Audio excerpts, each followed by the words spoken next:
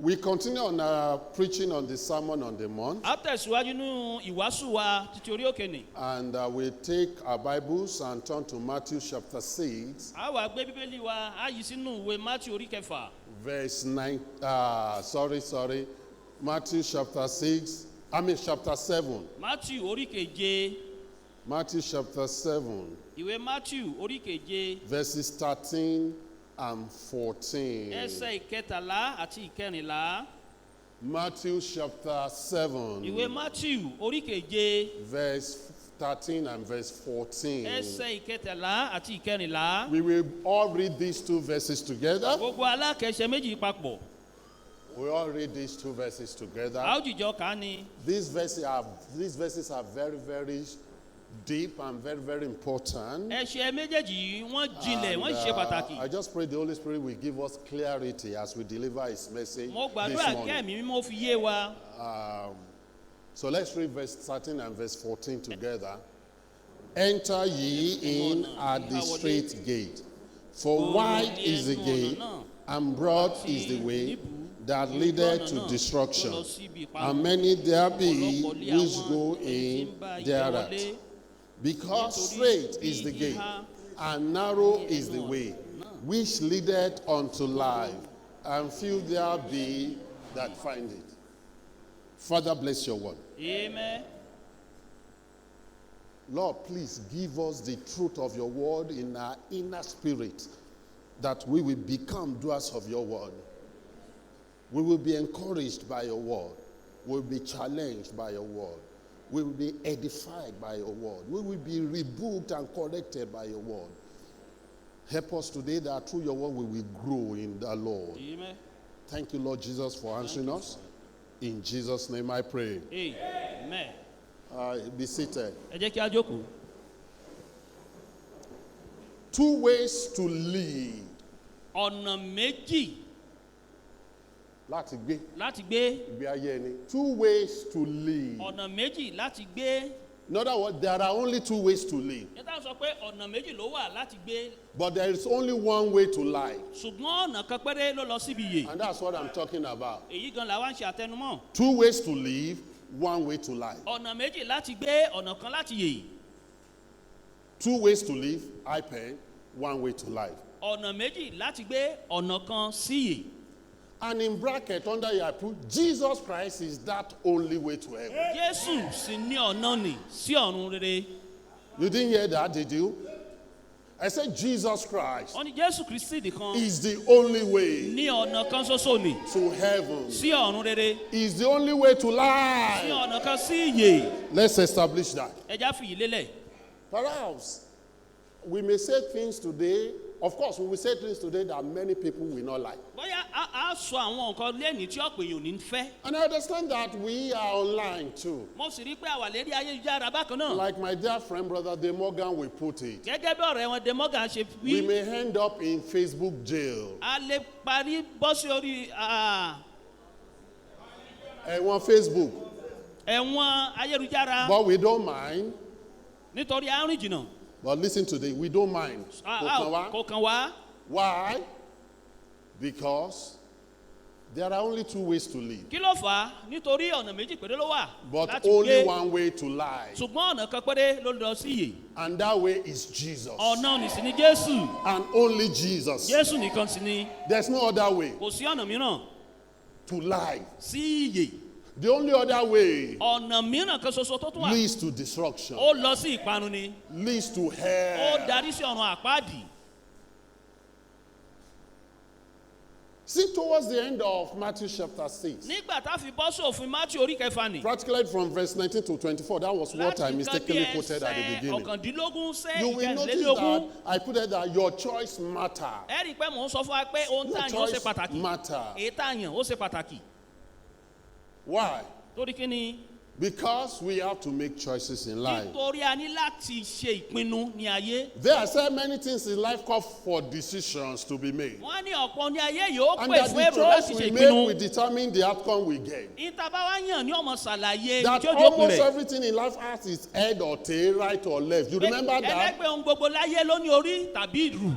White or black, bóyá funfun ni àbí dúdú. And that we cannot but make a choice because we cannot be both white, black and white or right and left at a the sì same time. lè ṣe aláìyàn nítorí pé a ò lè jẹ́ So, méjèèjì funfun àti dúdú Today, lẹ́ẹ̀kan our náà. Lord is not telling us the most important, the real choice, the only most important choice we should make, Ní that ẹ̀ní, is to be made. a wá sọ ẹyin tó ṣe pàtàkì jùlọ tó yẹ kí a yàn. The Lord is telling us about the most important decision one will make because this decision we make, this decision made, will determine our eternal destination. Ọlọ́run sọ fún wa nípa ìpinnu pàtàkì èyí tá a gbọ́dọ̀ ṣe nítorí pé èyí tá a bá yàn yìí ni ó fi ibi tá a parí gbogbo ẹ̀ sí ni ó fi hàn. Let me first remind you again Kí rán wa létí lẹ́ẹ̀kan sí that i. there are only two destinations at the end of this life, Pé òpin méjì ló wà ní òpin ayé yìí.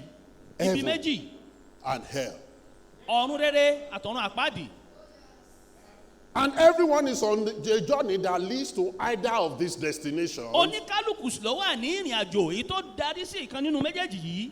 at the end of their journey. Èyí ní òpin ìrìn àjò wọn. And the choices you make will affect the direction you are headed. Èyí tá a bá wọ́n yàn ìpinnu tá a bá ṣe ìní yóò mọ̀ ṣàlàyé ibi tá a parí ẹ̀ sí. And where you wind up depends on which road you take. Ibi tó sì parí sí èyí dá lérí ọ̀nà tó bá tọ̀. Some people say Àwọn kan sọ pé there are different paths that leads to God. oríṣi ọ̀nà ló darí lọ sọ́dọ̀ Ọlọ́run. They are like the believer in a wheel spoke system. Wọ́n dàbí Wheel spoke system. Let me explain. You see a wheel of a bicycle. ẹ̀rí táyà There is the kẹ̀kẹ́ outer èyí circumference. tó yípo nì. And there is the inner hub. Ìkan Small. wá wà ní àárín rẹ̀ tó bá But mú. in between are spokes that lead from the outer circumference to the inner spoke. Láàárín irin èyí tó wá di Àbí? àgbá àti tàní mú. And then they said, we are from the outer post, and the inner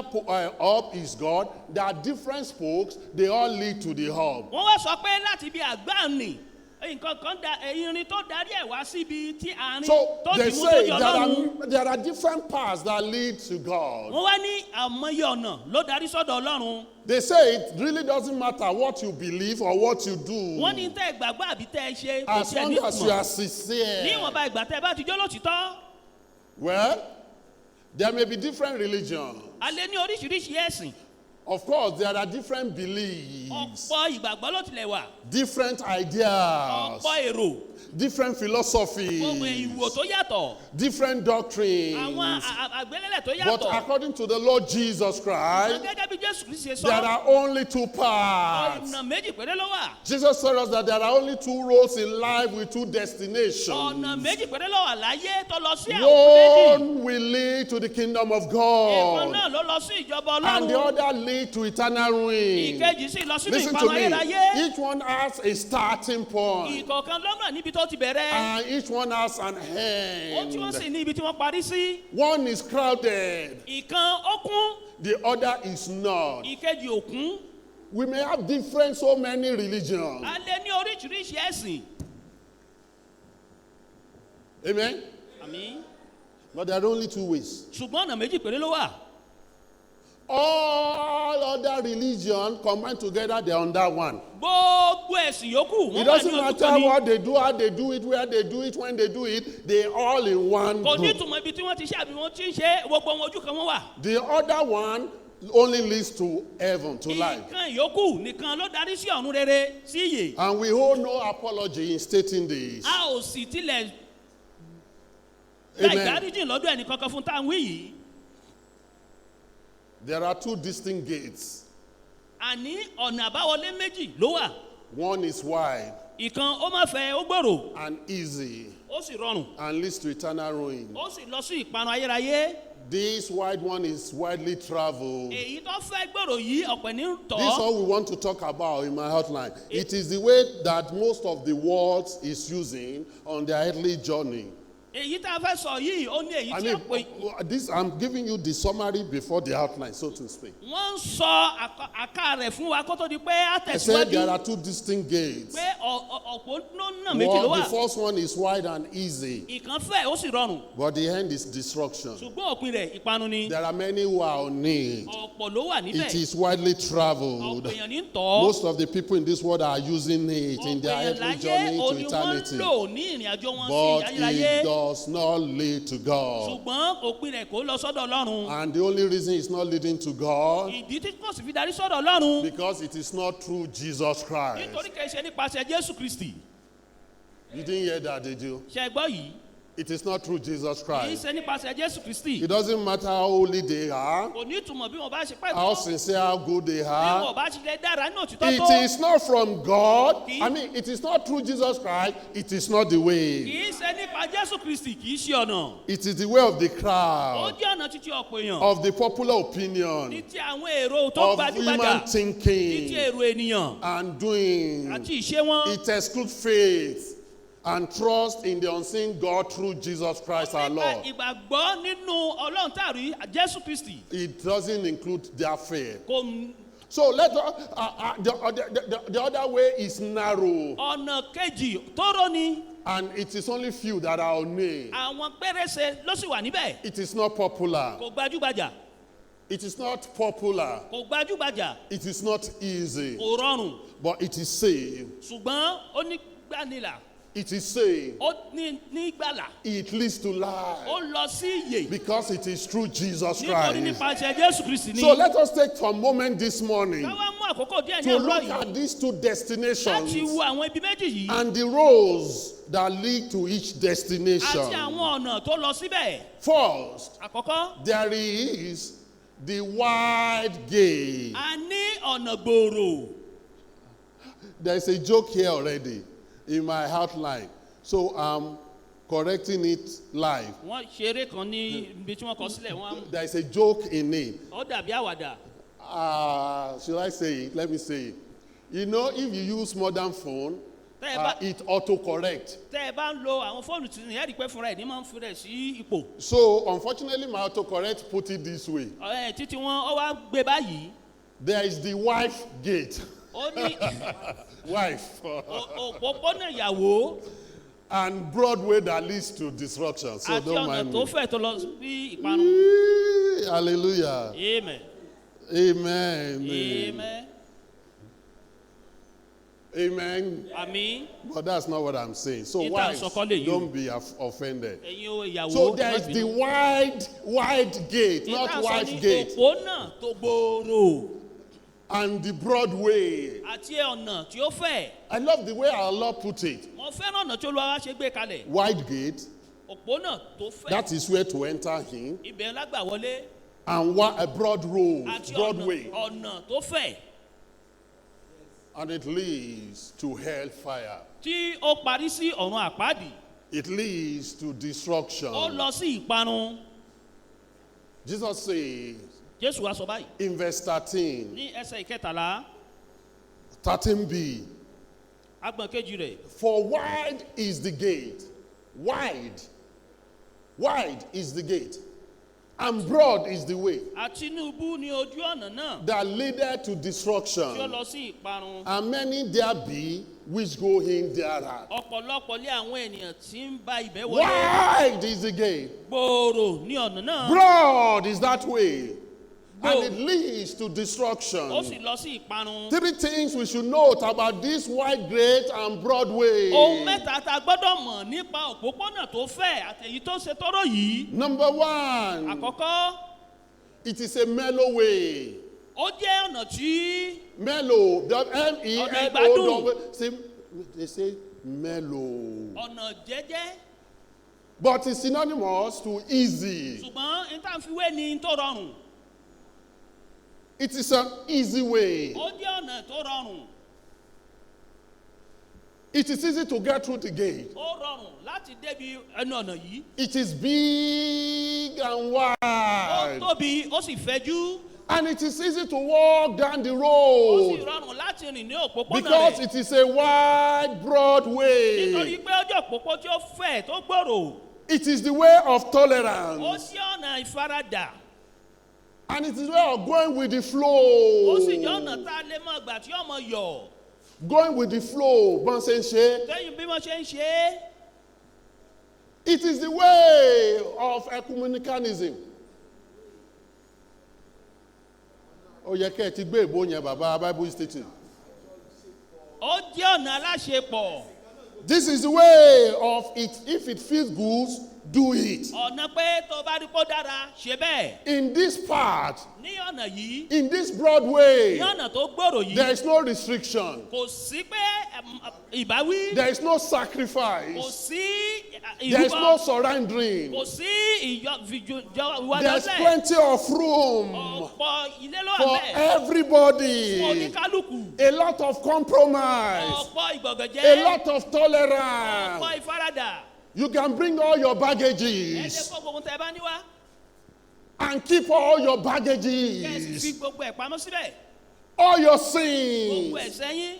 all your gbogbo forgivenesses, ìdáríjì yín. all your gbogbo hatred, ìkórìíra yín. all your prejudice, gbogbo ohun tí ò tọ́. all your heart, gbogbo ọkàn yín. and still continue to do it. kẹ́sì tún tẹ̀ síwájú. Everything you have accumulated over the gbogbo years, tẹ ti kó jọ fọ́pọ̀dún. it doesn't matter. They will tell you there's no need to let go wọ́n ní kò nílò kó jà wọ́n lẹ̀. because there is plenty of room. nítorí ọ̀pọ̀ ibùgbé ló wà níbẹ̀. Through this gate, nípa ọ̀nà yìí, you can believe what you want. You can believe what you ẹ want. lè gba ohun tẹ bá fẹ́ gbọ́. Act how you want. bí ẹ ṣe fẹ́. Say what you sọ ohun want. tí o fẹ́. I say because there is no nítorí restriction, kò sí ìbáwí. no kò sí self-control. ìdarí ara ẹni. Put your pleasure. You put your pleasure mú forth. ìgbádùn rẹ síwájú. You put your happiness forth fi ìgbádùn rẹ sílẹ̀. before anyone kí else. ohunkóhun mìíràn tó wá. Unfortunately, many so-called churches of Christ are like this. ó wá ṣe ní láàánú pé ọ̀pọ̀ àwọn tá à ń pè ní chọ́ọ̀chì Kristi bí ó ṣe Everything rè. gbogbo goes. tó bá wá dáadáa ni. It is the broad way. ó jẹ́ ọ̀nà tó gbòòrò. It is an easy way. ó jẹ́ ọ̀nà tó rọrùn. It doesn't call for any kò sacrifice. pè fún ìrúbọ kankan. You don't need to let go of anything. o ò ní láti fi jọ̀wọ́ nǹkan You kan. can still enjoy your o sin. sì lè máa gbádùn ẹ̀ṣẹ̀ You rẹ. can still live in your o lè máa sin. gbénú ẹ̀ṣẹ̀ rẹ. It doesn't matter. nítumọ̀. It is the religion of the many. ó jẹ́ ẹ̀sìn àwọn ọ̀pọ̀ èèyàn. This is the way of visiting a church on èyí Sunday, ìjọ ọ̀nà tá a fi ń lọ sí ìjọ ní ọjọ́ ìsinmi. but forgetting the Christian life on tá a sì Monday. gbàgbé ìgbé ayé kìrìsìtẹ́nì ní ọjọ́ Monday. On this broad way, ní ọ̀nà gbòòrò yìí. there are even those who think you can believe in Jesus àwọn kan sọ pé o lè gbàgbọ́ nu Jésù. and still hang on to your sinful way, kó o sì tún máa dẹ́ṣẹ̀ rẹ onto your lẹ́kùnrẹ́rẹ́. selfish máa life. gbé ìgbé ayé tẹ̀ntàrẹ́ni. Because of this, nítorí àwọn yìí. it is easy to get drawn into this way. ó rọrùn láti bọ́ sí ojú ọ̀nà yìí. It is the popular way, ó jẹ́ ibi tó gbajúgbajà. full of so many ó people. kún fún ọ̀pọ̀ ènìyàn. It is an easy way. ó jẹ́ ọ̀nà tó rọrùn. It is the way of the ó crowd. jẹ́ ọ̀nà tí ọ̀pọ̀ èèyàn wà. It is the way of the many. ọ̀nà tí ọ̀pọ̀ ń tọ̀. And that takes me to the second one. èyí wá ló mú wa lọ síbi ìkejì. It is not just an easy way, kìí ṣe ọ̀nà tó kàn rọrùn nìkan. mellow way, ọ̀nà ìgbádùn. but it is also a way that is dangerous. ó tún wá jẹ́ ọ̀nà tó ní ìjàmbá. It is the dangerous way. ọ̀nà tó léwu. It is the dangerous ó way. jẹ́ ọ̀nà tí ó léwu. I tell you, this way, mo sọ fún apọ́nà yìí. Jesus said, leads to destruction. Jésù sọ wípé òpin rẹ̀ ìparun ni. The end is hellfire. òpin rẹ̀ ọ̀run àpáàdì ni.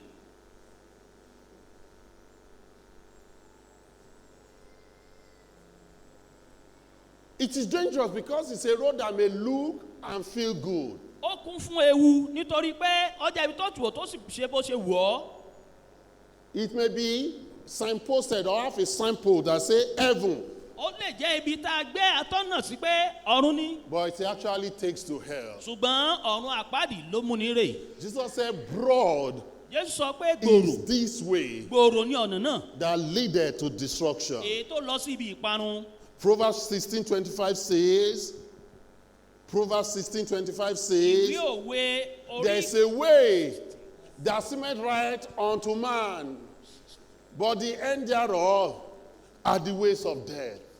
ó kọ báyìí pé ọ̀nà kan wà tí ó dàbí ẹni pé ó dára fún ènìyàn ṣùgbọ́n òpin rẹ̀ lé ọ̀nà ikú.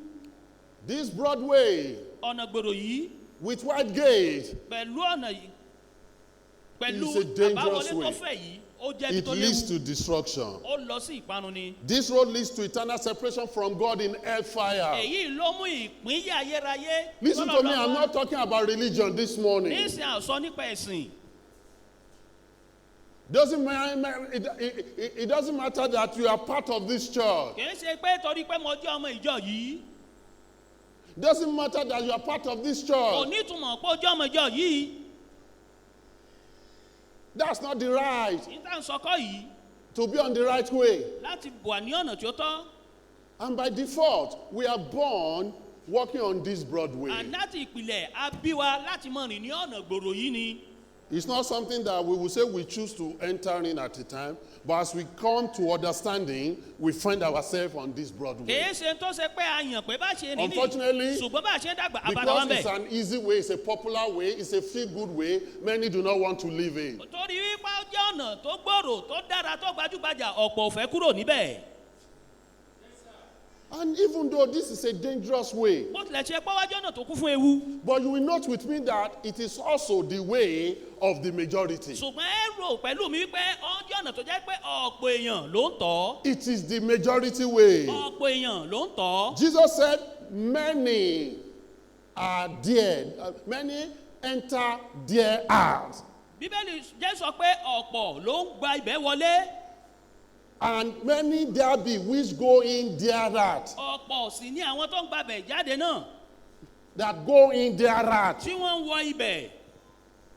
We were born into it. a bí wa síbẹ̀ ni. Jesus said most people take this wide gate and broad way. jẹ́ sọ pé ọ̀pọ̀ èèyàn ló ń gba ọ̀nà tó fẹ̀ yìí. Majority live their life this way. ọ̀pọ̀ ń gbé ìgbé ayé wọn gẹ́gẹ́ bí ọ̀nà yìí. Culture and society will be shaped by the values of this way. ìṣe àti ìwà àwọn ènìyàn là ń tọ̀ nípa ìlú èyí. When you watch your television, nígbà tẹ́ bá móhùnmáwòrán all yín. they promote is the values of this way. gbogbo èyí tí wọ́n ń gbé lárugẹ On the ní internet. iṣẹ́ pàtàkì ọ̀nà yìí. Listen to me, listen to me. gbọ́ mi. That's why a lot of people will do mess on internet. They will do mess on social media and it will have 50 million clicks. ìdí rẹ̀ tí àwọn èèyàn fi ṣe ohun tí yóò tọ́ lérí ayélujára wọ́n ṣe tó ń tọ́ lórí tó ń gbẹ́wòrán gbóhùn sáyé wọ́n sì tún máa rí nǹkan bí And the ọ̀pọ̀lọpọ̀ ó lérè. devil has cunningly brought this way into what is called church or what are called churches today. èṣù tí wọ́n fi ọgbọ́n àrékèrèké mú àwọn nǹkan yìí wá sínú tá à ń pè nínú ìjọ lẹ́nìí.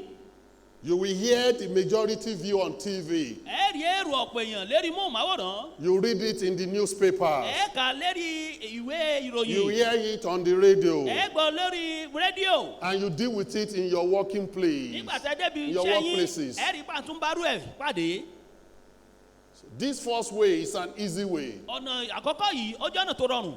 It is a dangerous way. ó jẹ́ ọ̀nà tó léwu. Unfortunately, it is the majority way. ó wá ká ní láàánú pé ọ̀nà yìí lọ́pọ̀ yìí ń tọ̀. It is the majority ó way. jẹ́ ọ̀nà tó pọ̀ ń tọ̀. It is the way that its destination is destruction. ó jẹ́ ọ̀nà tó ṣe pé òpin rẹ̀ ìparun ni. Destruction ìparun in hellfire. ní ọ̀run àpáàdì. You ask yourself, are you not on this way this ẹ morning? wàá bira yín sẹ́mi ọ̀wà lójú òpópónà yìí ní òwúrọ̀ yìí. Jesus said, Jésù wípé wide is the gate fi gbòòrò ní àbáwọlé ọ̀nà náà. and broad is that way fífẹ̀sì ní ọ̀nà nì. which leadeth to èyí tó destruction. lọ sí ìparun. That leadeth to tí ó destruction. lọ sí ibi And ìparun. many there be which go in thereat. ọ̀pọ̀ sì ní àwọn tó ń lọ síbẹ̀. But secondly, ìkejì we see a lè rí the narrow gate. ẹnu ọ̀nà tó há. I mean, the straight gate. ọ̀nà tóóró. Sorry, the narrow gate and the straight gate and the narrow way. ọ̀nà tẹ́nu rẹ̀ há tí The òpópónà rẹ̀ straight sì ṣe gate tóóró. and the narrow way ọ̀nà tó ṣe tóóró tí ẹnu rẹ̀ tó sì há. that leads to heaven. èyí tó lọ sí ọ̀run rere. Or like the Bible put it, which leadeth unto life. àbí bíbélì ṣe sọ Look at verse èyí tó lọ síbi 14. ìyè. Because straight is the gate, and narrow is the way which leadeth unto life, nítorí bí and few there be that find it. nítorí bí that find híhá ti ní ẹnu ọ̀nà náà àti tóóró lé ojú ọ̀nà náà tí ó lọ sí ibi ìyè díẹ̀ lé àwọn ẹni tí ń rìn. Also, there are 3 things to note about this straight gate and narrow way. ohun mẹ́ta láti wá wò nípa ọ̀nà tóóró àti Number ọ̀nà one, ìhà yìí. It is the hard way. Ó jẹ́ ọ̀nà tó le. How can you say that? The other one is easy, nígbà wo lẹ́sùn àtìtì aló rọrùn. but it's an hard way. èyí ẹ̀ wá sọ pé ó jẹ́ ọ̀nà tó le. In a sense, it is very difficult to live out the teaching of the Lord Jesus on Psalm that he gave us in this passage of the Sermon on the Mount, right? It is not easy to live that life. Kò rọrùn It is very difficult to live that life, the life of the teaching of the Sermon on the láti Mount. gbé ìgbé ayé ètí Jésù kọ́ wa nínú ìwàásù Jesus has nítorí been òkèèrè. teaching us, listen to this. Jesus has been teaching us to be meek, Jésù kọ́ wa láti jẹ́ onírẹ̀lẹ̀, to be merciful, láti kún fún àánú, to be pure, láti jẹ́ mímọ́, to influence our society positively, láti rí i pé à ń kó ipa tó dára ní àwùjọ wa, to have a righteousness that surpasses that of the Pharisees and láti the ní religious ìgbé people, ayé òtítọ́ tó ju tàwọn Farisí lọ, to love our enemies láti fẹ́ràn àwọn ọ̀tá wa. and not pray die, die, die, die, die. a máa gbàdúrà pé kú kú kú kú. Ní gbàdúrà rẹ a ni ní o. gbàdúrà pé kú kú kú. To love our enemies is not láti easy. fẹ́ràn àwọn ọ̀tá wa kò rọrùn. You know, the easier one is to curse your enemy. ẹ mọ̀ pé èyí tó rọrùn jù In the ní name láti of fi ọ̀tá wa ré. to pray, Ọlọ́run fọ́ ọ lójú, Ọlọ́run kó ṣe àwọn ọ̀rọ̀ burúkú, àdúrà náà lálàǹgbà. Jésù ní no, love your enemy. Jésù sọ pé fẹ́ràn ọ̀tá rẹ. The flesh is not going to take that easy. It's ẹran not easy ara for ò the ní flesh. jẹ́ kó rọrùn fẹ́ nara. Jesus said Jésù wípé to give our money, láti fi owó wa, to give sacrificially. láti fi ṣe ìrúbọ fún wọn. Jesus said to fast and pray. Jésù sọ pé láti gbàwẹ̀ ká sì tún gbàdúrà. He even told us not to worry about anything. ó tún sọ fún wa ká má ṣe ìdààmú Even ní every gbogbo. situation, the situation of Nigeria today calls for worry. ó tilẹ̀ ṣe pé ipò Nàìjíríà lẹ́nìí ó ń pè fún Kẹ́yàn ronú. Jesus spoke about restoring others, reconciliation. Jésù sọ nípa fífún àwọn yòókù He náà spoke mọ́ra. about putting God as number 1 in our ó lives. sọ pé a fífi Ọlọ́run ṣe àkọ́kọ́ nínú ayé wa. Jesus now said to live like that, Jésù sọ pé láti gbé láti báyìí to do these things. láti ṣe àwọn wọ̀nyí It's not easy. kì í ṣe tó rọrùn. It's not easy. ó rọrùn. To live good Christian life in this world is not easy. láti gbé ìgbé ayé kìrìsìtẹ́nì tó dára ní ayé tàwa yìí kò rọrùn. An entrepreneur that God has blessed in this country. Oní- I just heard that story. I think my brother was there when I was talking with oníṣòwò another kan tí friend, a Ọlọ́run mutual ti friend. bùkún ní orílẹ̀-èdè yìí. He's virtually a billionaire. ó di olówó ọlọ́rọ̀.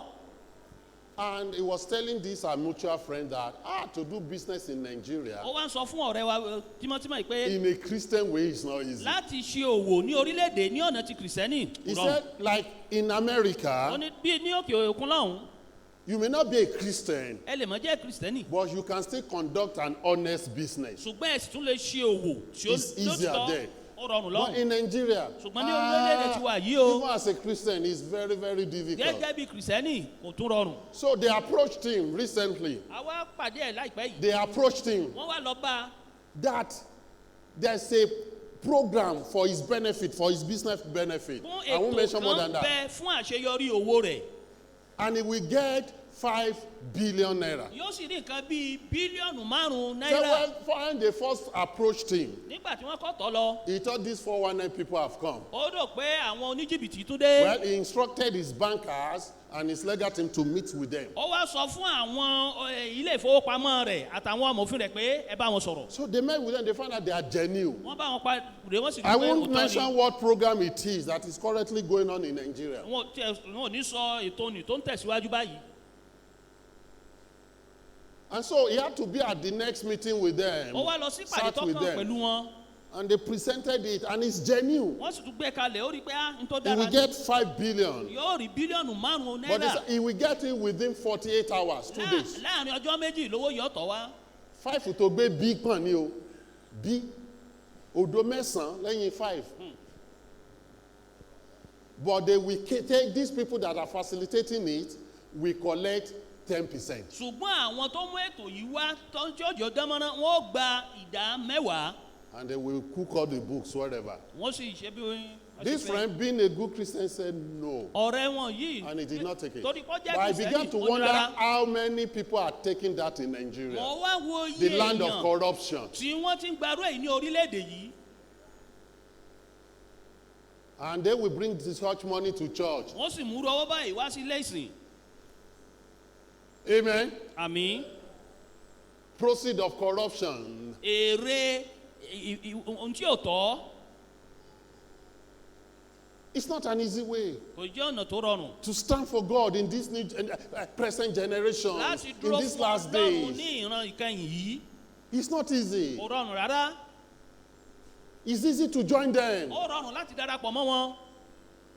It's easy to silently join them. ó rọrùn láti darapọ̀ mọ́ wọn láì pariwo. But it's not easy to maintain our stand for the Lord. ṣùgbọ́n kò rọrùn láti mú ìdúró wa fún ọlọ́run.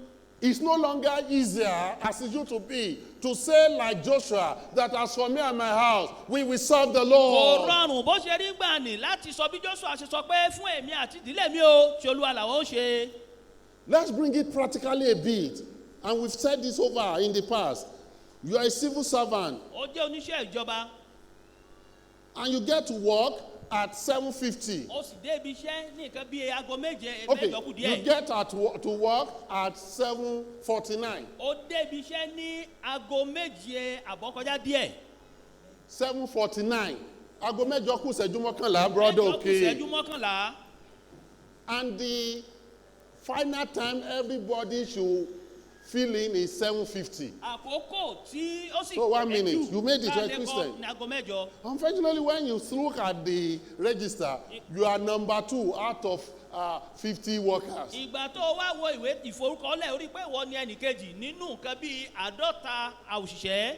What is the easier thing you do, brethren? kí ni tó rọrùn fún ọ láti ṣe ara? Tẹ́ ẹ̀ máa ń ṣe, kí ló rọrùn gbọ́dọ̀ fún wa òkè láti tẹ́ ẹ̀ máa ń ṣe? ṣe, ẹ wàá kọ 7:20. àbákọ 7 aago méje ọkọjọ ogún ìṣẹ́jú. Àbí? bẹ́ẹ̀ ni. Bọ́tẹ́yìn bá yọrí pé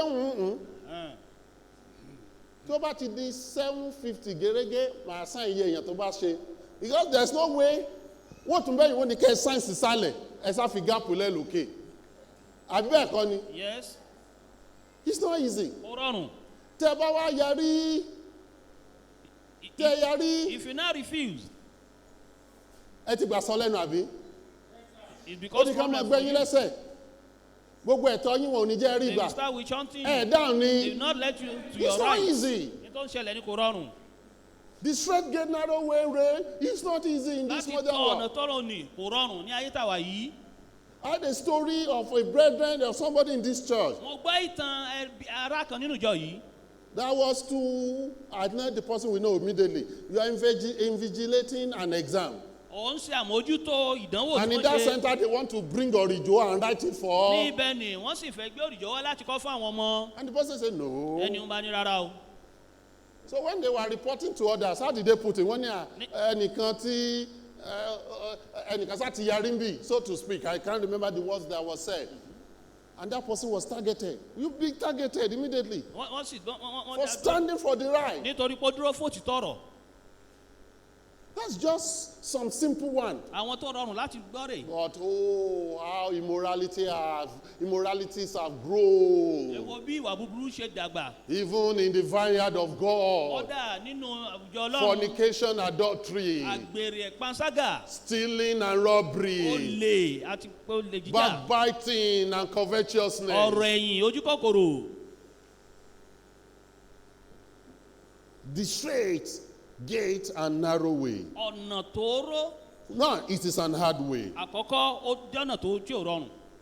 This is the way of self-denying. ó jẹ́ ọ̀nà tí èèyàn tí máa ń kó rẹ̀ níjàánu. It's the way you deny yourself and follow Christ in total surrender to God. ọ̀nà tá à ń kó rẹ̀ ní níjàánu tá a sì ń tẹ̀lé Jésù. You remember the story of the young rich ẹ man rántí ìtàn ọ̀dọ́kùnrin olówó ni. in Matthew chapter 19, verses 16 to 24. nínú ìwé Matthew orí kọkàndínlógún. He came to Jesus wanting to know how to get eternal life. ó tọ̀ Jésù wá ó sì fẹ́ mọ In báwo verse láti ní 16, ìyà he said, nípẹ̀kun. and behold, one came and said unto him, Good master, what good thing shall I do that I may have eternal life? sì kíyèsí ẹnìkan tọ̀ wá ó sì wí fún un pé olùkọ́ni rere ohun rere kí li èmi ò ṣe kí èmi kí ó lè ní ìyè And àìnípẹ̀kun. Jesus said unto him, why callest thou me good? There is none good but one, that is God.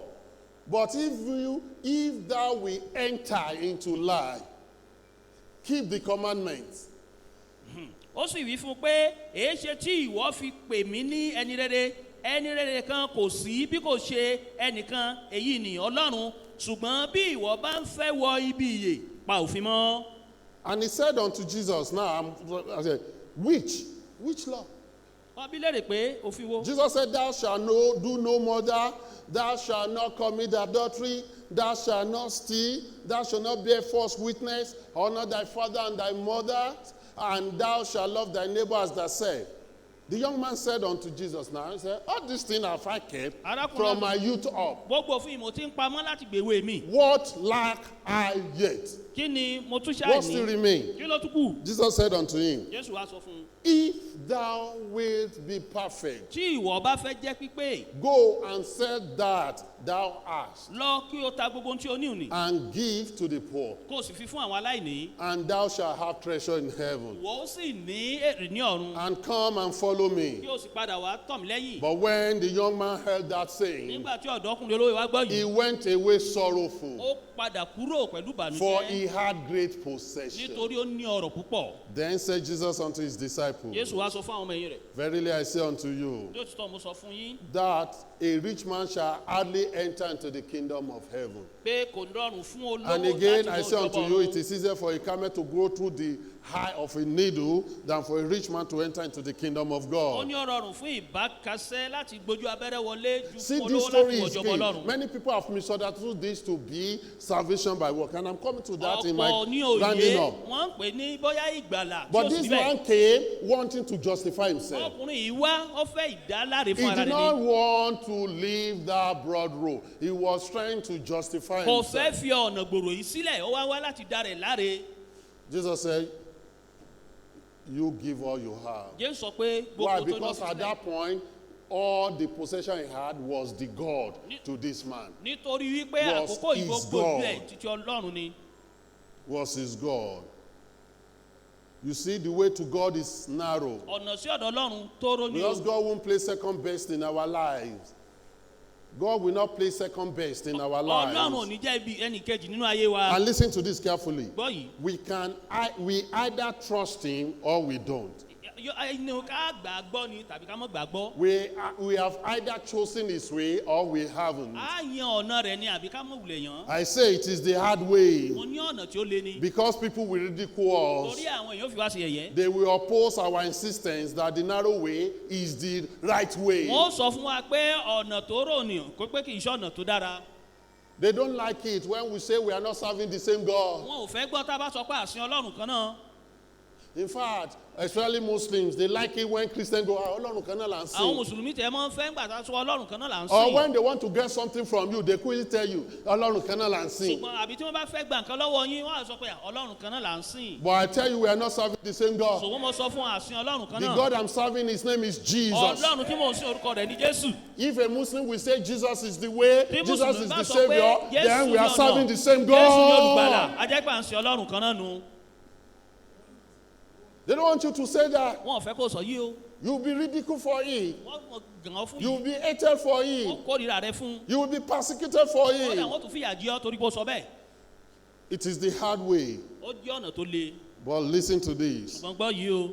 In Matthew chapter 11, Nínú Matthew orí kọkànlá. Jesus said towards the end of that chapter, in Yes. verses 28 and 30, he smiled and said, though the road may be weary and may be hard, but he said when we come to him, he will make it easy for us. Ọlọ́nà náà ó le Through le. his power. Ṣùgbọ́n tá a bá tọ̀ wá, òun I ó love rọrùn it fún when wa Reverend Akande nípa was agbára rẹ̀. announcing driving. He said we cannot do this on ourselves. It's not Nígbà tí easy. Reverend Akande wọ́n sọ nípa That's why we are ìfọkànjèrè asking ilé. you to pray for Wọ́n driving. là ò lè ṣe fúnra wa. That we need the help of the Holy Láti Spirit. sọ pé kẹ́ gbàdúrà We ní ọ̀nà lọ́wọ́ need ẹ̀mí the mímọ́. power of A God. nílò agbára Ọlọ́run. Jesus said in Matthew chapter Jésù 11, nínú Matthew orí from verse kọkànlá. 28, Láti said, come unto me all ye that labor and are heavy laden, and I will give you rest. Ó ní ẹ wá sọ́dọ̀ mi gbogbo ẹ̀yin tí ń ṣiṣẹ́ tí a sì di ẹrù wíwo lé lórí, èmi ó sì fi Take my yoke ìsinmi fún yín. upon you and learn of me. Ẹ gba àjàgà mi sí ọrùn He yín. said, for I am meek and lowly in heart, Kí ẹ sì máa kọ́ nípa and ye tèmi. shall find rest unto your soul. Ẹ̀yin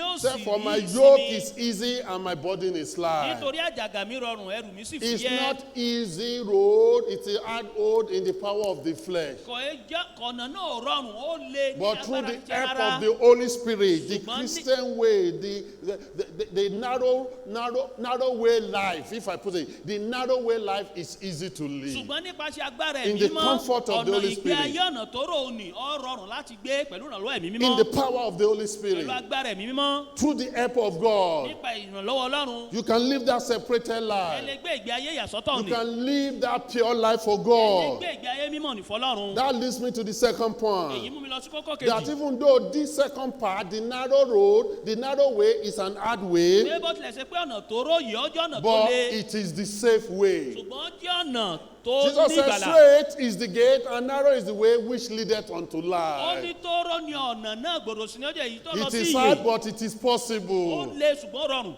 But it is narrow, but it will get you Ó there. jẹ́ tó ró ṣùgbọ́n lè gbé yín débẹ̀. Jesus says in John chapter 10, verse 10, Jésù nínú ìwé Jọ́ọ̀nù orí that kẹwàá he is ẹsẹ̀ come that kẹwàá. we may have Ó ní life, òun wá kí a bá that sì we lè ní might ìyè. have life, Kí a lè ní ìyè. and that we might have it more Ká sì ní ní abundantly. ẹ̀kúnrẹ́rẹ́. This is God's fullness for your life, both now and Èyí eternally. jẹ́ tọ́lọ́run fẹ́ fún wa. Jesus said that those who trust in Jésù him sọ pé gbogbo àwọn tó ń pè fìgbà wọ́n will sílẹ̀. never be put to A ò ní shame. dójú tì wọ́n. He says in that verse 9, the previous verse in John 10:9, he said, I am the Ó door. ní èmi ní ọ̀nà. By me, if any man enter Tí in, ẹnikẹ́ni bá wọlé nípasẹ̀ mi, he shall be saved, a ó gbà á là. and shall go in and Yóò out, sì wọlé, yóò sì and jáde. find Yóò pasture. sì rí ohun tí yóò jẹ. You are saved in the Ó Lord. ní ìgbàlà nínú Ọlọ́run. I'm talking about À ń SAFE. sọ nípa You are ìgbàlà. secure in the Ó ní Lord. ìgbàlà, ó ní ààbò nínú You Ọlọ́run. are maintained in the Lord. You are protected in the Lord. Ó ní ìdáàbòbò nínú The Ọlọ́run. narrow way, Ọ̀nà tó rò ní. the way of Ọ̀nà Jesus ti Jésù. is the safe way. Ó jẹ́ ọ̀nà tó rọrùn. You may think it's hard, Ó lè mọ̀ wò kó lè. but I've told you it's easy through the power of God, Wọ́n through sọ the fún help, pé the infilling of the Holy nípa Spirit. agbára Ọlọ́run, nípa But kíkún praise ẹ̀mí mọ́. God, it is the safe way. Ṣùgbọ́n ó jẹ́ ọ̀nà tó It ní ìgbàlà. leads to life Ó eternal. lọ síbi ìyè ayérayé. It leads to Ó heaven. lọ sí ọ̀run rere. And thirdly, Ìkẹta, it is the minority way. ó jẹ́ ọ̀nà àwọn èèyàn pérése. Jesus said, and there are few that enter their heart. Jésù sọ pé kékeré ni àwọn tó ń gbabẹ̀. Said, and few there be that find it. Sorry. And few there be that find it. Kékeré sì ni I àwọn love èèyàn that tó ń word. kọ́ I was studying in my study, said, that find it. tí ó rí i. Only few are there. Àwọn tó wà bí díẹ̀ pérése ni wọ́n. And those that find it is because they were looking for it. Àwọn tó rí i nítorí pé wọ́n wà ní. But go back to verse 13. Ṣùgbọ́n tá a bá lọ sí ẹsẹ̀ ìkẹtàlá, What was the very first phrase in it? kí ni àkọ́wé rẹ̀? Jesus said, enter into the Ẹ straight gate. bá ẹnu ọ̀nà ìhà wọlé. Only few. Jesus said most people will not follow this way. And it is true. Òótọ́ sì ni. Most people today find Jesus' claim unacceptable. Ọ̀pọ̀ èèyàn ni wọn ò gba Jésù Most lẹ́yìn. people either want to choose their own way, like that rich man have said, or sit on the fence. Kò sékú, kò séyẹ. Wọ́n fẹ́ yan ọ̀nà títí wọn bí olówó tí mo Listen sọ to ni. this. Most people who admit that they are born rebels against God. Ọ̀kan gbàgbé That they pé are àwọn born ti onto the sọ̀tẹ̀ broad way. sọ́lọ́run, And àwọn they ti need gbọ̀nà to gbòòrò ni. go and go and enter the straight Wọ́n sì gate. ní láti lọ wọlé látẹnu ọ̀nà náà. Most people won't trust in Jesus Christ for the forgiveness of their sins. Ọ̀pọ̀ tó gba Jésù gbọ́ fún ìdáríjì ẹ̀ṣẹ̀ wọn. Most people think it's a fairy tale. Wọ́n It wò- is fanaticism. wọ́n Or wò they pé- don't care. Wọ́n wò pé báyà ìtàn ni It wọn ò is dán ní the ẹ̀. minority Pé way. ọ̀nà ọ̀pọ̀ àwọn èèyàn pérése ni. Listen, not everyone will be in heaven. Oníkálukú kọ́ ni yóò lọ sí ọ̀run rere. The majority will not be in heaven. Ọ̀pọ̀lọpọ̀ kò ní dé But ọ̀run rere. because they are on the broad way. Nítorí wọ́n wà ní ọ̀nà Only gbòòrò. few, only few, only few Pérése ìwọ̀nba díẹ̀. find it. Only few are on the narrow way. Àwọn èèyàn pérése tó wà ní ọ̀nà tó rò Only ní. few has entered through the straight Àwọn gate. ló ti wọ̀ láti ọ̀nà tó rò ní. My question is, have you? Ìbéèrè mi ni pé ṣé ọ̀nà Are you on the síbẹ̀? narrow way? Ìjọ wà ní ọ̀nà tó rò. Sometimes when we claim this minority fact, that only few will go to heaven because Jesus is the only way, ọ̀pọ̀lọpọ̀ tá a bá ń sọ yìí pé àwọn pérése ni yóò lọ sí ọ̀run rere we torí get Jésù ní ọ̀nà. put on the spot. They put us on the spot. àwọn èèyàn ó wá gbé wa sí. Somebody will tell us wọ́n mọ̀ sọ fún wa báyìí. that all roads lead to wọ́n ní God. gbogbo ọ̀nà ló darí sọ́dọ̀ Ọlọ́run. What do we say at such time? kí là máa ń sọ nírú àkókò báyìí. We don't talk sometimes. ìgbà míì àní sọ̀rọ̀. We don't want to be labeled bigoted. a fẹ́ káwọn èèyàn máa pè wá ní We ọkọ̀ don't tí ó want them tọ́. to call us narrow-minded, a fẹ́ kí wọ́n máa sọ wípé èrò wa to accuse us tóró of ni. being proud, kí wọ́n máa sọ wípé à ń gbéraga. or they say we are tàbí unloving. kí wọ́n sọ pé àti ẹ̀ They nífẹ̀ẹ́. say, how can you say God is love and all? He will put so many people in hellfire. wọ́n ló sọ pé Ọlọ́run pé ìfẹ́ lọ́lọ́run tí ó wà kó ọ̀pọ̀ èèyàn sọ́run àpáàdì. So we say, well, my friend, I only know what Jesus says. lábàá ní ọ̀rẹ́ mo sá mọ tí Jésù sọ. I only know that he says, I am the way, the truth, and the life. wọ́n mọ̀ pé ó sọ wípé ó ní ọ̀nà òtítọ́. In John 14:6, that no man cometh unto the Father but by me. ṣé kò sẹ́ni tó tọ̀ bàbá wa bí kò sí nípasẹ̀ mú. Even those of us who say it like that, bó tẹ̀ wá wá tá a tiẹ̀ sọ́nà. many will keep quiet, but those of us who even say it like that, we don't say it with conviction. ọ̀pọ̀ àwa tá à ń sọ àmọ́ sọ pẹ̀lú ìdálójú. Amen. We don't want to be labeled. a fẹ́ kí wọ́n sọ á ló kọ. We don't want to miss their friendship. a fẹ́ kí wọ́n sọ pé àwọn bá wa ṣọ̀rẹ́ mọ́. But it's the way of the minority. ọ̀nà tó ṣe pé àwọn pérése ló ń tọ̀ ni. Some will even ask, how can you say it's only Jesus? What about those that were born before Jesus àwọn was èèyàn tẹ̀ born? mọ́ sọ pé Will àwọn they sọ go pé to Jésù hell? àwọn tí wọ́n bí ká tó bí Jésù kọ́ sáwọn náà Or lọ́rọ̀ what àpáàdì about ni. those in Africa Tàbí that àwọn- died before gospel ever reached the shore of àbí kí ni ká Africa? sọ nípa àwọn tó wà nílé aláwọ̀ dúdú tí wọ́n ti kú kó tó di pé ìhìnrere tiẹ̀ wá sí ilé aláwọ̀ dúdú. By the way, there's a principle in hermeneutics, those of you in Bible history will know. We call it Christocentric principle. ìlànà Christ kan is the bẹ tá à ń sọ center. wípé People in the Old Testament, they look by faith to the promise of the Messiah. Àwọn èèyàn They wà are lọ́jọ́ only tí saved. wọ́n They were wò only nípa saved ìgbàgbọ́. through looking forward to Jesus sí Christ. ìlérí rẹ̀ wọ́n sì ń fojú sọ́nà sí bíbọ̀ rẹ̀. And we today will look back to the cross. mo lẹ́ni àwọn àtúwò God orí even àgbélébùú. explained better in Romans chapter 1 that for by which they will know God is already created and has ó seen tẹ̀ sọ fún wa pé around ọ̀nà tí wọ́n fi lè gbà mọ Ọlọ́run wọ́n the wà things of bẹ́ẹ̀. God. àwọn tuntun Ọlọ́run sì wà láyìíká But wọn. when they should have known God, they choose not to know ṣùgbọ́n èyí tí God. wọ́n bá fi mọ Ọlọ́run wọ́n And yàn láti God mọ̀ has mọ́. left them to reprobate heart. Ọlọ́run sì fi wọ́n fún wọn ọkàn láti ṣe iye tí To ò do that which yẹ is not good, láti which ṣe ohun is tí ò not right, tọ́. which is unseemly. láti ṣe ohun tí kò tiẹ̀ ṣe wí. But the same question was asked Jesus. ìbéèrè kan náà la bi Jésù Before I get there, lọ́wọ́ tó débẹ̀. on April 13, 2008, it was quoted that Oprah Winfrey. How many of you know Oprah Winfrey? àwa mélòó la mọ Oprah Winfrey. She's probably the richest black woman or in America. ó dàbẹ̀ pé ó ní Media mogul. aláwọ̀ dúdú obìnrin tó ní owó jù ní. And she said this, ó wá sọ I báyìí. quote,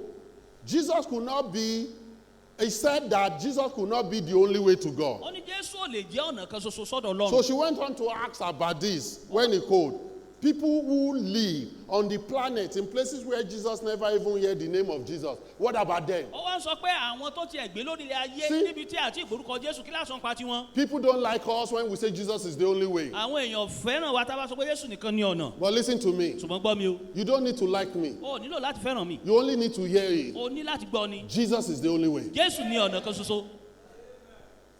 And it's only those in Christ that will go to heaven. àwọn tó sì wà nínú Jésù nìkan ni yóò lọ sọ́run rere.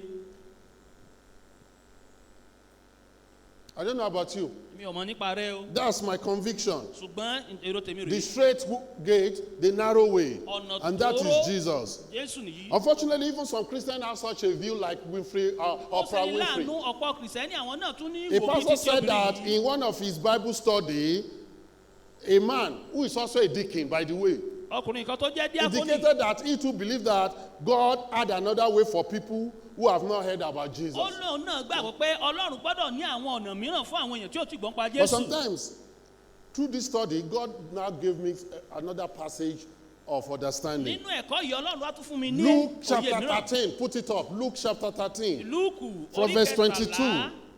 láti ẹsẹ̀ ìkejìléníogún. Have you? Hello? Hello, sir. You know, Jesus was asked the same question that, Lord, is it true that only few people will get saved? a sì bí Jésù léèrè irú ìbéèrè yìí You pé only Olúwa few people be saved? ṣé pẹ́rẹ́sẹ̀ làwọn tí yóò ní ìgbàlà. Put it up. Luke Ìwé 13. You are trying. Our new media associate. Apprentice is becoming the boss, small. Amen? Amen. Listen. Luke chapter 13 verse 22. The Bible says, and he went through the cities, that is Jesus. Open your Bible. If it's not put it up, there he is up now. And he went through the cities and villages, teaching and journeying toward Jerusalem. That's Jesus. Look at verse 23. Then said one unto him, Lord, are there few that be saved? In other words, is it true that it's only few that will be saved? Since you said you are the only way, and even when Jesus was alive, not many people heard of him or we believe in him, even among the Jews. Is it true that only we be saved? Lord, are there few that be saved? And he said unto them, this is Jesus' answer, and it's the same answer for you. Strive to enter in at what? Matthew 7:14 again. For many I say unto you, we seek to enter in and shall not be able. Why? Because they are not ready to believe in Jesus. There's no other way into that road, into the way to heaven. In fact, Jesus is the door, like he said in John 10:10, and he's also the way. Will only a few be saved is the question. Jesus refused to answer that question directly. Note that. Have you heard, Connie? What was Jesus' answer? Let me paraphrase it. Jesus seems to be saying, you make sure you enter in.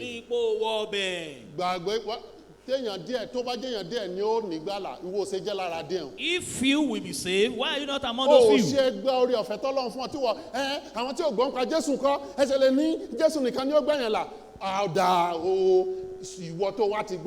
that have heard, will you receive it? Are you getting it? And that helped me, even with these studies. That before, I tried to use Roman and so on. They know God through the creation and so on. And okay.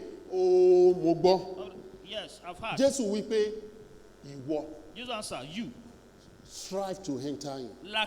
Lord, make sure you enter in. You have heard the truth today. You have no excuse. This word will stand against you.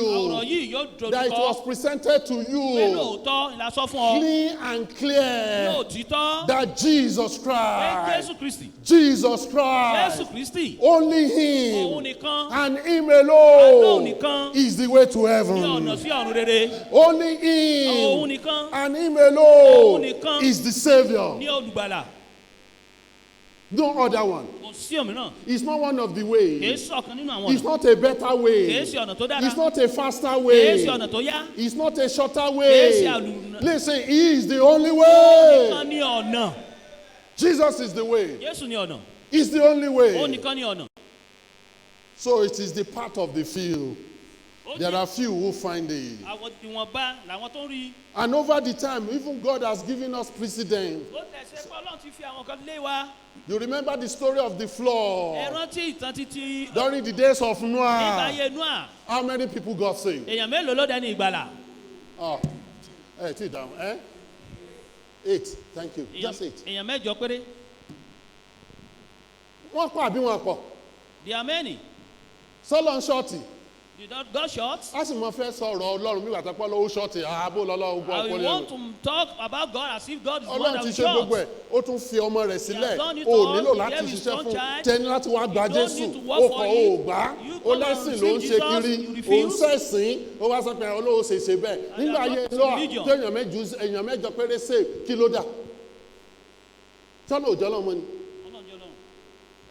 He's still God.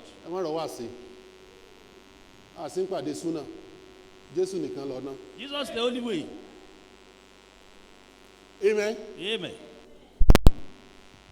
What about Those who left Egypt. Kí ni ká I'm sọ pa using it wọn as typology. tó kúrò ní Egypt? Ọkàn fi How ṣàfiwé. many of them at adult age, 20 upward? How many of them entered the land of Canaan? Nínú The àwọn place of faith? àgbàlagbà wọn mélòó ló wọ ilẹ̀ Kénáánì? How many one? Mélòó? Ma? Joshua and Caleb. Joshua àti Caleb nìkan Solomon ni. shot in it. Sọ́lọ́run pàdánù. You see, the principle of God has always been the principle of the minority. Àlàálẹ̀ Ọlọ́run wọ́n ti wà fún ọ̀wọ́ èèyàn díẹ̀ ni. Yes, we have over 6 billion, 7 billion people in the world A today. ní bílíọ̀nù bíi mẹ́fà àwọn èèyàn ní àgbáyé lẹ́nìí. Christianity is about 1.5 to 2 billion. Yes, By Christianity. Christians, I'm saying people who identify that they are Christian, whether Roman Catholic, Baptist, Anglican, Methodist, Pentecostal, Ìtàn sọ ní pé gbogbo àwọn tó lè sọ pé Charismatic, even Kristẹni Jehovah's làwọn. Witness, they count them with us, Mormons. We taught this. And despite over a billion, about 2 billion more that are claiming or that identify as Christian, It can only be- few. Nǹkan bíi 2 billion tí Are wọ́n ń pera truly wọn ní born Kristẹni. again. Ìwọ̀nba pérése nìkan ló jẹ́ àtúnbí. There was a survey I had my students at the Bible College to do some years ago. Ìgbà kan wọ́n ní àwọn ọmọ wọn nílé ẹ̀kọ́ Bíbélì ní nǹkan bí ọdún díẹ̀ sẹ́yìn. And we do like a poll, a survey polling Wọ́n ṣe bíi in Ogbomoso to determine the religion orientation. And we're able to find out that about 65 to 70, then it will have gone down because Muslims, through the principle of Meluluawi, are just getting more children without taking care of them. Yes, I said Wọ́n it. kàn bímọ, wọ́n ń pọ̀ sí i, wọ́n fẹ́ ìyàwó torí pé ó ní mẹ́lọ So lọ́rùn they bí. try to grow more. And that's why we Christians should grow through evangelism, Ìní àwa Kìrìsìtẹ́nì a gbọ́dọ̀ Through dàgbà preaching of nípa the iṣẹ́ Bible. yìí rere. through witnessing of the Lord Ká Jesus ṣe Christ. ìjẹ́rìí nípa Kristi.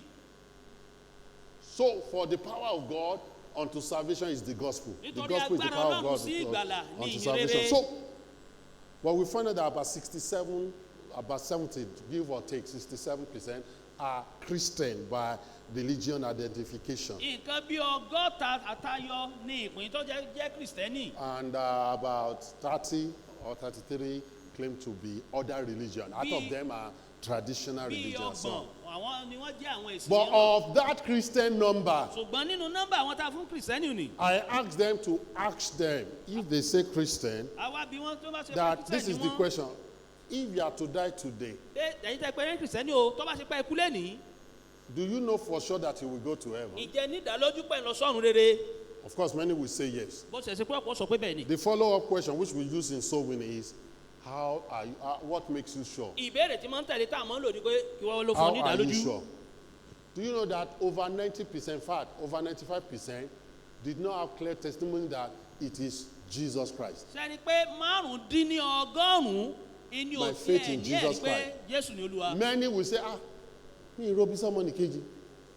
They will say, I The didn't young take man, it yeah, to that my Jesus said, don't do neighbor. this. The Bible said, don't do this. He said, I've been doing that since young. Ó ní mo ti ń ṣe gbogbo èyí láti gba ìwé mi wá. Jesus was trying to prove to that young rich man that if it is by your work, then there's one more thing to do. Yes, Let wá go fi and yé- follow me, sir. yé That pé which tọ́- will show us as your God. Tó bá ṣe pé nípa iṣẹ́ lọ fẹ́ sọ ni o ò lè pàṣẹ yìí. You just need to come to God and receive Jesus as your O Savior. ní láti tọ Ọlọ́run wá kó gba Jésù gẹ́gẹ́ bí olùgbàlà rẹ ni. What I'm saying, that survey showed me one thing. Iṣẹ́ ìwọ̀n wá fún nǹkan hàn wá. Even among many of us who go to churches, Láàárín ọ̀pọ̀ wa tá à ń lọ sílé ìsìn. many are still not saved. Ọ̀pọ̀ gan ni ò tí ì dẹ́ni ìgbàlà. Many have not entered into that straight gate. Wọn ò tí ì wọ ọ̀nà tó rò ní. Many do not have full understanding of salvation in Wọn ò Christ ní Jesus Christ. òye ìgbàlà nínú Kristi Jésù. I hope you are not one of that number. Mo sì wò pé o sì nínú Have you àwọn ni. entered in? Ìjọ ti wọbẹ̀. And how do you enter in? Bó o sì lè ṣe wọ̀ ọ́. As I Bí mo conclude, ṣe ń wá sí ìdánudúró. how do you enter in? Báwo ló ṣe wọbẹ̀? Jesus said in Matthew 7:13, enter ye in at the straight gate. First, you cannot go to heaven by being good. Àkọ́kọ́ ẹ̀ lọ sọ́run nípa ìwà rere.